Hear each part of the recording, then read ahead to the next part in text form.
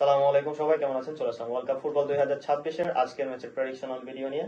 রাত 1টার সময় যে দুটি দল মাঠে নামছে, সেনেগাল এবং ইরাক। সেনেগাল এবং ইরাকের বর্তমান পজিশন স্ট্যান্ডিংস নিয়ে যদি আমি কথা বলি, তাহলে তারা নিচের দিক থেকে 1 আর 2 নম্বরে আছে, কারণ তাদের গ্রুপে আর যে দুটি দল রয়েছে তারা হচ্ছে নরওয়ে এবং ফ্রান্স।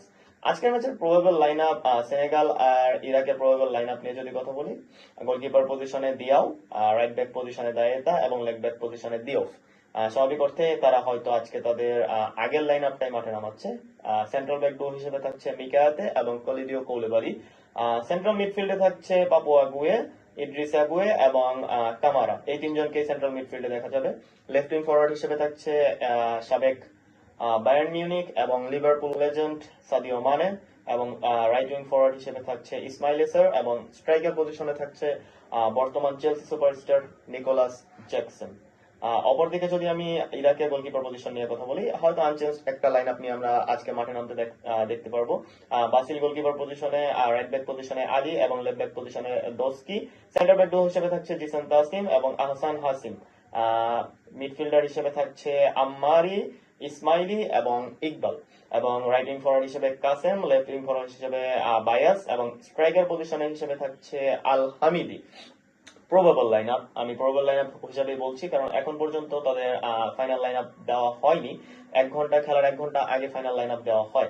ফিফা র্যাঙ্কিং এর বিচারে হয়তো সেনেগাল কিছুটা এগিয়ে থাকবে। সেনেগালের বর্তমান ফিফা র্যাঙ্কিং হচ্ছে 19, অপরদিকে ইরাকের বর্তমান ফিফা র্যাঙ্কিং হচ্ছে 60। যদিও বিশ্বকাপের খেলায় ফিফা র্যাঙ্কিং কোনো ম্যাটার করে না।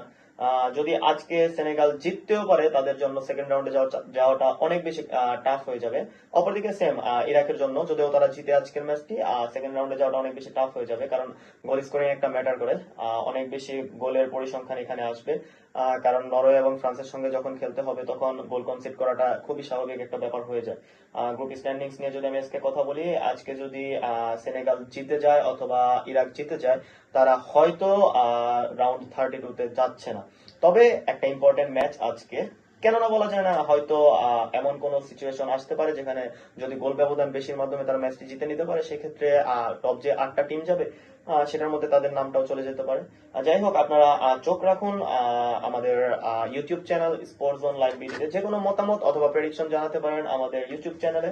আমি আজকে স্বাভাবিক অর্থে যদি বলি, সেনেগাল এবং ইরাকের ম্যাচে হয়তো সেনেগাল ম্যাচটা একটু সহজভাবে জিতে নেবে, 3-1 ব্যবধানে ম্যাচটা জিতে নিতে পারে। আপনারা আপনাদের প্রেডিকশন অথবা মতামত জানাতে পারেন আমাদের ইউটিউব অথবা ফেসবুকের মাধ্যমে। Thank you very much.